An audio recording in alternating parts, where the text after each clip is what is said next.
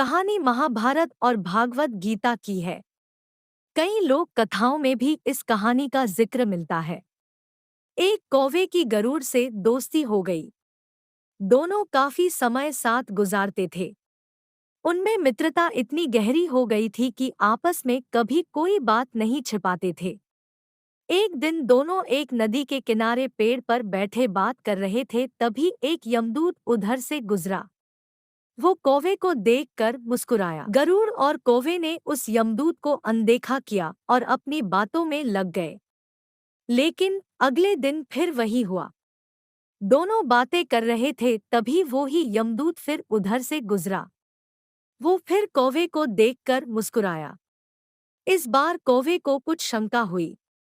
उसने गरुड़ से कहा कि ये यमदूत मुझे देखकर कल भी मुस्कुराया था और आज भी वैसे ही मुस्कुराया। कुछ गड़बड़ है।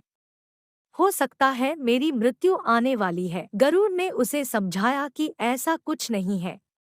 ये एक संयोग भी हो सकता है। तुम चिंता मत करो। दो तीन और ऐसे ही निकले। रोज यमदूत कौवे को देखकर मुस्कुराता। अब तो कौवे को यकीन हो गया कि निश्चित ही मेरी मौत नजदीक है। उसने गरुड़ से कहा, मित्र, मैं मरना नहीं चाहता, लेकिन ये यमदूत जरूर एक दो दिन में मेरे प्राण निकाल कर ले जाएगा। ये रोज ही मुझे देखकर मुस्कुराता है। गरुड़ को भी लगा कि हो सकता है कौवे का शक सही हो। उसने कौवे को धैर्य बंधाया। गरुड़ ने कौवे से कहा, तुम चिंता मत करो मित्र, मैं तुम्हें यहाँ से इतनी दूर ले जाऊंगा कि ये यमदूत तुम्हें दिखाई ही ना दे।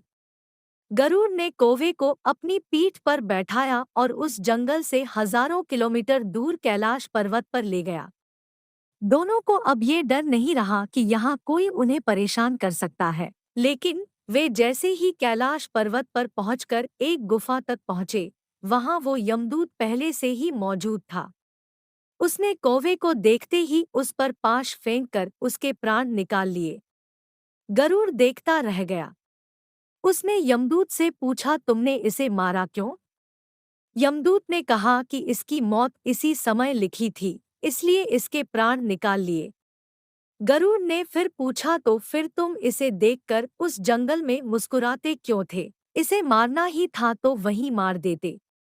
यमदूत ने जवाब दिया, इसकी मौत कैलाश पर्वत पर ही लिखी थी, लेकिन 4-5 दिन पहले इसे उस जंगल में देखकर मुझे ये आश्चर्य हो रहा था कि ये इतने कम समय में वहां पहुंचेगा कैसे, क्योंकि इसके पंख भी छोटे हैं और ये लंबी उड़ान भी नहीं भर सकता, तो हजारों योजन दूर कैलाश तक ये पहुंचेगा कैसा?